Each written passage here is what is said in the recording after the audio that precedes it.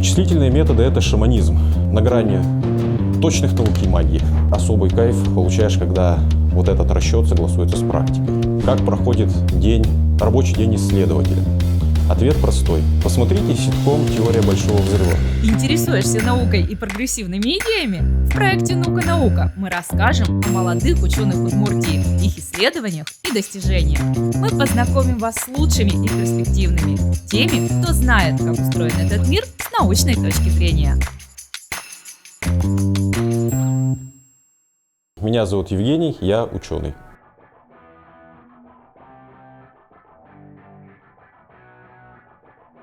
Я являюсь заведующим кафедрой теоретической и экспериментальной физики.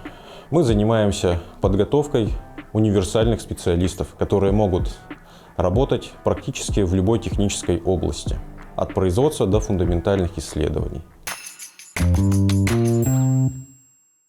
Жемчужина данной лаборатории – это стенд основы микроэлектроники 2. Я предлагаю его включить.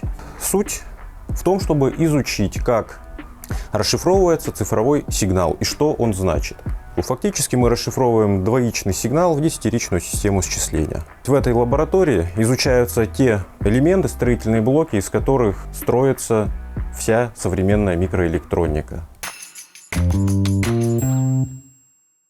Это случилось где-то на 4-м курсе, то есть, когда я начал работать на Ижевском радиозаводе. Я познакомился с интересными задачами вычислительной механики сплошных сред, то есть это расчет охлаждения радиоэлектронной аппаратуры. Получаются очень интересные визуализации процессов, красочные картинки, которые можно посмотреть на мониторе, а также можно и увидеть в эксперименте. Меня вот эти вот задачи очень сильно завлекли. Я занимаюсь изучением именно вычислительных методов, то есть применение вычислительных методов для исследования различных систем. То есть это прямо вот то, что мне очень нравится, то, что доставляет удовольствие. То есть заставить машину посчитать что-то, и особый кайф получаешь, когда вот этот расчет согласуется с практикой.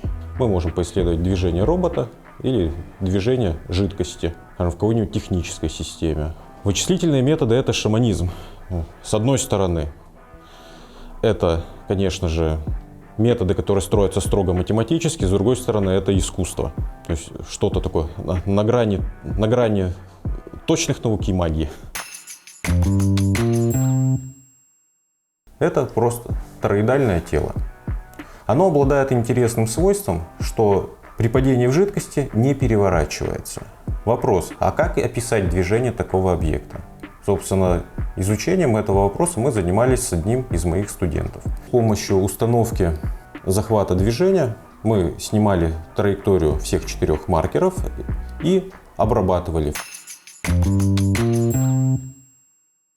На самом деле есть вопрос стандартный. Как проходит рабочий день исследователя? Ответ простой. Посмотрите ситком «Теория большого взрыва». Полностью раскроет вам рабочий день исследователя.